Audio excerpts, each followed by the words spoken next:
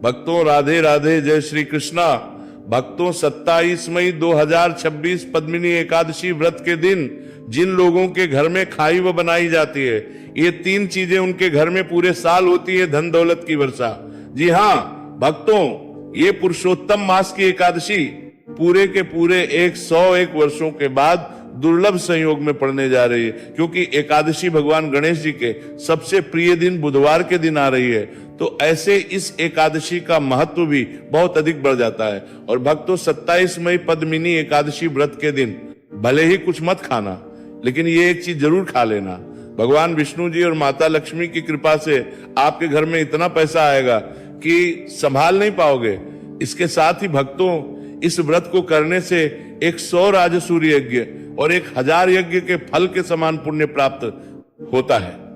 साथ ही भक्तों, हम आपको यह भी बताएंगे कि चाहे कुछ भी हो जाए, लेकिन 27 मई पद्मिनी एकादशी व्रत पर ऐसा खाना घर में भूल कर भी मत बनाना, और ना ही उसे खाना पूरा घर परिवार बर्बाद हो जाता है।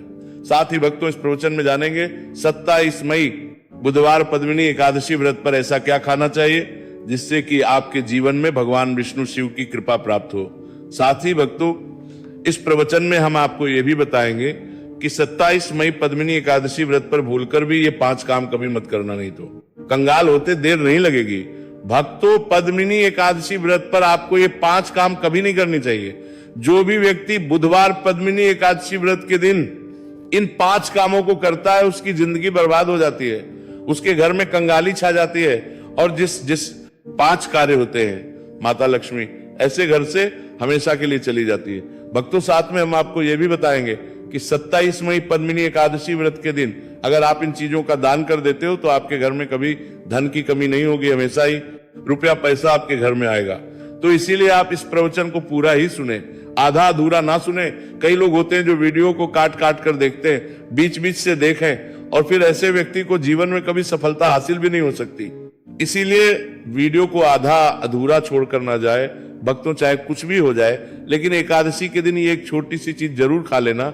आपको करोड़पति बनने से विधाता भी नहीं रोक पाएंगे, क्योंकि 101 वर्षों के बाद पुरुषोत्तम मास में पद्मिनी एकादशी व्रत ऐसे शुभ समय में पड़ने जा रहे हैं। और पद्मिनी एकादशी हिंदू धर्म के लोगों के लिए सबसे श्रेष्ठ मानी जाती है। और भक्तों, इस दिन किया गया कोई भी उपाय कभी भी निष्फल नहीं जाता, बेकार नहीं जाता, मतलब हमेशा लाभ ही लाभ प्रदान करवाता है। चलिए भक्तों, अब हम आपको पद्मिनी एकादशी व्रत की थोड़ी सी जानकारी दे देते हैं। भक्तों, इस बार 2026 में पद्मिनी एकादशी व्रत को लेकर लोगों के मन में शंका बनी हुई है कि यह व्रत इस दिन रखा जाएगा, 26 मई या 27 मई पूजा पाठ कैसे किया जाएगा, शुभ मुहूर्त क्या रहेगा, इस दिन क्या खाना है और क्या नहीं खाना है। इस प्रवचन में हम आपका सारा कंफ्यूजन दूर कर देंगे। बस आपको संपूर्ण जानकारी के लिए इस प्रवचन को पूरा जरूर सुनना होगा। और भी बहुत सारे लोगों के प्रश्न आ रहे हैं कि पद्मिनी एकादशी व्रत के दिन चावल खा सकते हैं या नहीं खा सकते हैं, पहली बार ये व्रत कर सकते हैं या नहीं। इन सभी प्रश्नों के उत्तर आज हम इस प्रवचन में जानेंगे, और ये भी बताएंगे कि वह कौन सी चीज है जो हमें पद्मिनी एकादशी व्रत के दिन जरूरी खा लेनी चाहिए। अगर आप ये चीज खा लेते हो तो आपको धनवान बनने से विधाता भी रोक नहीं पाएंगे। भक्तों, पद्मिनी एकादशी व्रत है, और पद्मिनी एकादशी व्रत की रात तुलसी में एक चीज जरूर बांध देना चाहिए। अगर आप पद्मिनी एकादशी व्रत के दिन तुलसी में एक चीज बांध देते हो तो माता लक्ष्मी जी की कृपा से आपके जीवन में धन आने के सभी रास्ते खुलते चले जाएंगे। तो भक्तों, पद्मिनी एकादशी व्रत अधिक ज्येष्ठ मास के शुक्ल पक्ष की एकादशी को मनाई जाती है। भारत में इसे अलग अलग जगहों पर अलग अलग नाम से जाना जाता है। जैसे कहीं कहीं पर इसे पद्मिनी एकादशी व्रत, और कहीं पर वैष्णव पद्मिनी एकादशी, कहीं ना कहीं पर बस अचला एकादशी व्रत के नाम से भी जाना जाता है। धर्म ग्रंथों में कहा गया है कि पद्मिनी एकादशी व्रत ज्येष्ठ शुक्ल की एकादशी होती है, और ये भगवान श्री विष्णु को समर्पित एक अत्यंत पुण्यदायी व्रत माना गया है। शास्त्रों में कहा गया है कि इस दिन श्रद्धा और भक्ति से व्रत रखने, भगवान विष्णु का स्मरण करने और दान पुण्य करने से मनुष्य अपने जन्म जन्मांतर के पापों से मुक्त होकर मोक्ष की प्राप्ति करता है। इतना ही नहीं, इस व्रत के प्रभाव से मातृवृत्ति को ही नहीं, उसके पितरों को भी स्वर्ग और मोक्ष की प्राप्ति होती है।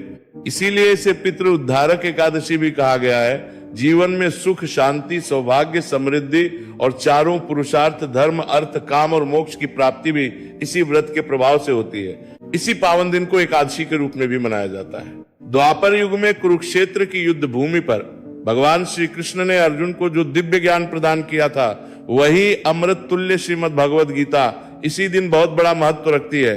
गीता का ज्ञान केवल एक युद्ध का उपदेश नहीं, बल्कि समस्त मानव जाति के लिए धर्म, कर्तव्य, सत्य और भक्ति के मार्ग को दर्शाने वाला शाश्वत ग्रंथ है।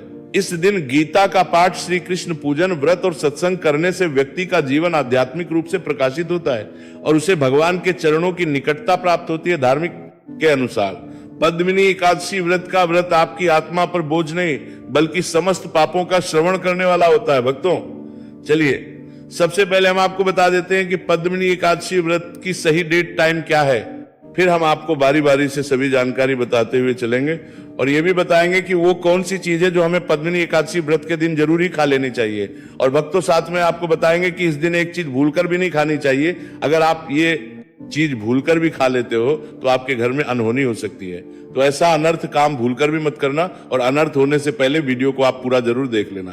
तो चलिए भक्तों, जानते हैं पद्मिनी एकादशी व्रत की सही डेट टाइम के बारे में। 2026 में पद्मिनी एकादशी व्रत की सही डेट टाइम क्या है?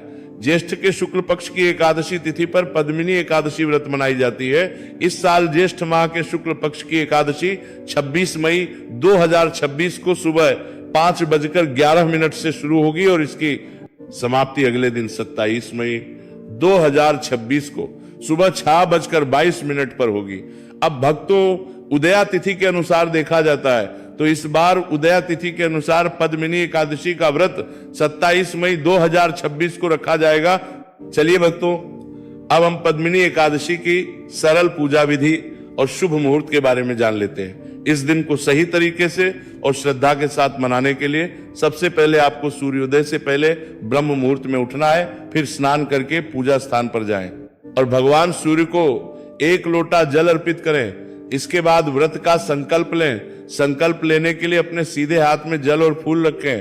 फिर 3 बार ओम श्री विष्णु का जाप करें और अपना नाम, गोत्र, स्थान, मकान नंबर या फ्लैट नंबर और क्षेत्र का नाम बताएं। इसके बाद अपनी इच्छाएं भगवान के चरणों में समर्पित करें और भगवान को प्रणाम करके जल अर्पित कर दें। अब पूजा की प्रक्रिया के बारे में जानते हैं। सबसे पहले एक अखंड फल जैसे सेब, नारियल, जो भी फल उपलब्ध हो बिना काटे हुए लें और उसे गंगा जल से शुद्ध करें। फिर भगवान श्री विष्णु की तस्वीर या मूर्ति रखें। अगर आपके पास मौली, पान, सुपारी, लौंग, इलायची या पान का पत्ता हो तो उन्हें भी सजा कर रखें। अब भगवान को बुलाने की प्रक्रिया, जिसे प्राण प्रतिष्ठा कहते हैं, इसके लिए भगवान की तस्वीर को स्थापित करके उस स्थान का शुद्धिकरण करें।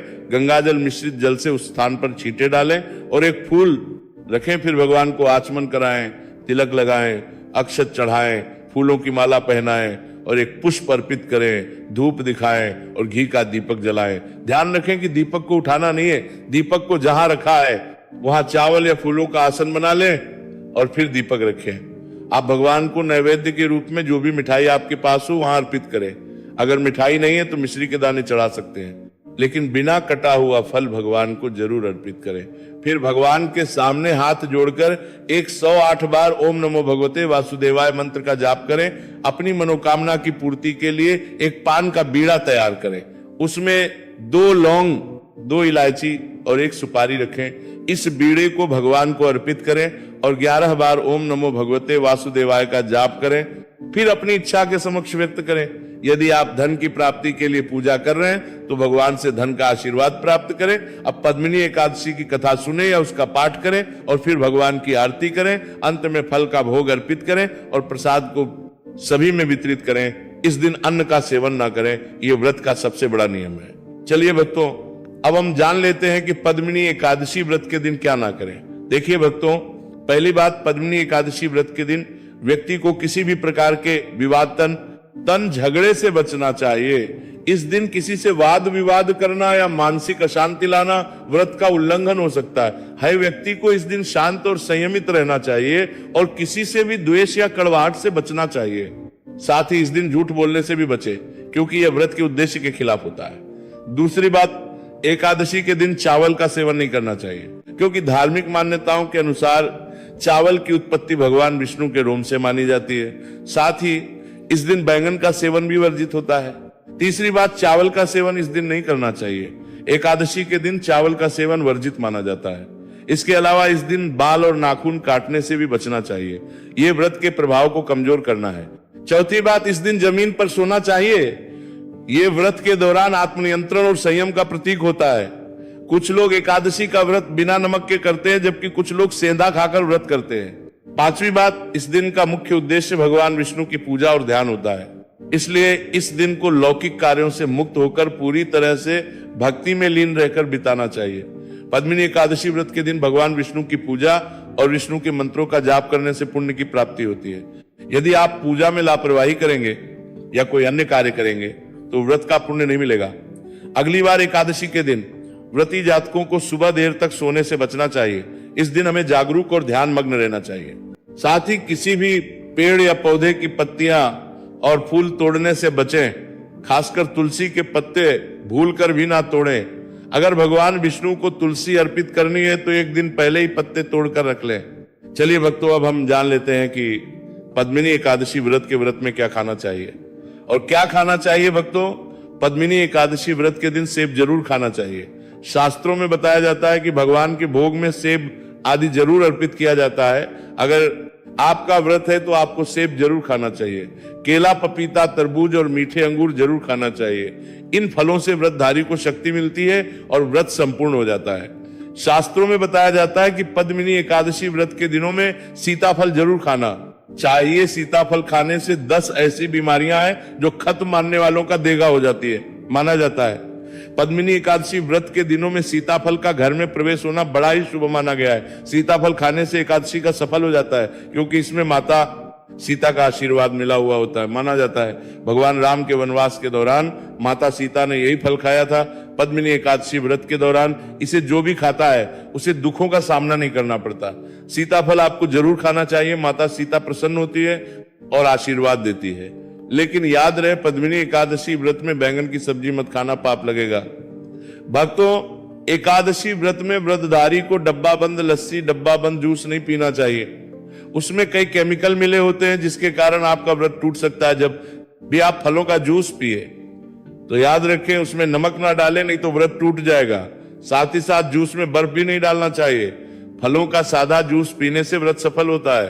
तो चलिए भक्तों, अब हम आपको पद्मिनी एकादशी व्रत के दिन किन चीजों का सेवन नहीं करना चाहिए ताकि आपका व्रत पवित्र और पूर्ण रूप से फलित हो। भक्तों, पहली चीज, खट्टे पदार्थ एकादशी के दिन खट्टे खाद्य पदार्थों का सेवन भी करना वर्जित माना जाता है, जैसे कि आम, इमली, दही, खट्टे फल आदि या खट्टे पदार्थ तामसिक गुणों को बढ़ाते हैं, जिससे मानसिक स्थिति पर नकारात्मक प्रभाव पड़ सकता है। धार्मिक दृष्टि खट्टे पदार्थों से शरीर में नकारात्मक ऊर्जा का संचय होता है, जो व्रत के उद्देश्य के खिलाफ है। इसलिए इस पदार्थों से बचना चाहिए। दूसरा है मांसाहारी भोजन। पद्मिनी एकादशी व्रत के दिन मांसाहारी भोजन का सेवन पूरी तरह से निषेध है। मांसाहार भोजन न केवल शारीरिक दृष्टि से हानिकारक होता है, बल्कि यह आध्यात्मिक रूप से भी हमारे पापों को बढ़ाता है। मांसाहारी भोजन से तामसिक गुण बढ़ते हैं, जो हमारी मानसिक शांति और संतुलन को प्रभावित करते हैं। भगवान विष्णु की पूजा और व्रत में सिर्फ सात्विक भोजन की अनुमति होती है, जो शुद्धता और भक्ति का प्रतीक है। इसलिए इस दिन मांसाहार, अंडे, मुर्गा, मछली या किसी भी प्रकार के मांस का सेवन ना करें। इस बात का विशेष ध्यान रखें। भक्तों, तीसरी चीज, शक्कर और मिठाई का सेवन। पद्मिनी एकादशी व्रत के दिन अत्यधिक शक्कर या मिठाई का सेवन भी नहीं करना चाहिए। शक्कर का अधिक सेवन शरीर में और तामसिक गुणों को बढ़ाता है, जो व्रत के उद्देश्य के खिलाफ होता है। मिठाई और शक्कर का सेवन मानसिक स्थिति को प्रभावित कर सकता है और वृत्ति को संतुलित रखने में मुश्किलें पैदा कर सकता है। हालांकि इस दिन हल्के मीठे फल जैसे केला, सेब, नारियल आदि खाया जा सकता है, लेकिन अधिक शक्कर या मिठाई का सेवन करने से बचना चाहिए। इन सभी चीजों से परहेज करते हुए इस एकादशी का पालन करें। भक्तों, आगे की जानकारी देने से पहले अगर आप हमारे चैनल पर नए हैं तो चैनल को सब्सक्राइब करके वीडियो को एक लाइक जरूर करें। भक्तों, पद्मिनी एकादशी का दिन बहुत ही खास होता है। इस दिन अगर आप तुलसी मैया से जुड़ा एक विशेष उपाय कर लें तो आपके जीवन में सुख, शांति और समृद्धि का आगमन निश्चित हो जाता है। आज हम आपको इसी खास उपाय के बारे में बताने जा रहे हैं। शास्त्रों में साफ कहा गया है कि जिस घर में तुलसी का पौधा होता है उस घर में मां लक्ष्मी का वास होता है, वहां हमेशा समृद्धि बनी रहती है। लेकिन तुलसी माता से जुड़ी कुछ बातें और नियम हैं जिन्हें जानना और अपनाना बेहद जरूरी है। भक्तों, अगर आप अपने परिवार की खुशहाली, समृद्धि और सौभाग्य चाहते हैं तो इस पद्मिनी एकादशी पर तुलसी मैया को चुनरी जरूर चढ़ाएं। ऐसा करने से भगवान विष्णु और माता लक्ष्मी दोनों की विशेष कृपा आपके जीवन में बरसती है। लेकिन अक्सर लोग अनजाने में कुछ ऐसी गलतियां कर बैठते हैं जिनका नतीजा उन्हें भुगतना पड़ता है। जैसे कई लोग अपने घर में तुलसी का पौधा तो लगा लेते हैं लेकिन उसे कभी चुनरी नहीं उड़ाते। याद रखें, तुलसी माता को चुनरी अर्पित करना एक बहुत ही शुभ कार्य है। इससे मनोकामनाएं पूरी होती हैं। और भक्तों, ध्यान रखें कि तुलसी के पास कभी कोई अपवित्र या अशुद्ध चीजें ना रखें। वहां हमेशा साफ सफाई बनी रहनी चाहिए। साफ सफाई बनी रहनी चाहिए ही तुलसी के पास कभी भी कटु या कड़वे शब्द नहीं बोलने चाहिए। वहां हमेशा साफ सफाई बनी रहनी चाहिए। साथ ही तुलसी के पास कभी भी कटु या कड़वे शब्द नहीं बोलने चाहिए, वरना तुलसी मैया नाराज हो जाती है। अब जानिए उस खास उपाय के बारे में जिसे पद्मिनी एकादशी पर करना चाहिए। इस दिन ब्रह्म मुहूर्त में उठकर तुलसी के पौधे में एक सिक्का नए लाल कपड़े में लपेटकर गाड़ दे। इससे आपके घर में धन समृद्धि के द्वार खुलते हैं और दरिद्रता धीरे धीरे दूर होने लगती है, क्योंकि तुलसी मैया को लक्ष्मी माता का वरदान प्राप्त है, इसीलिए उनका आशीर्वाद मिलता है। इसके अलावा तुलसी माता को इस दिन थोड़ा सा कच्चा दूध अर्पित करें, इससे जीवन में सौभाग्य बना रहता है। तो भक्तों, अगर आपको ये जानकारी उपयोगी लगी हो तो वीडियो को लाइक जरूर करें, चैनल सोची को सब्सक्राइब और कमेंट बॉक्स में जय महालक्ष्मी जरूर लिखें। धन्यवाद।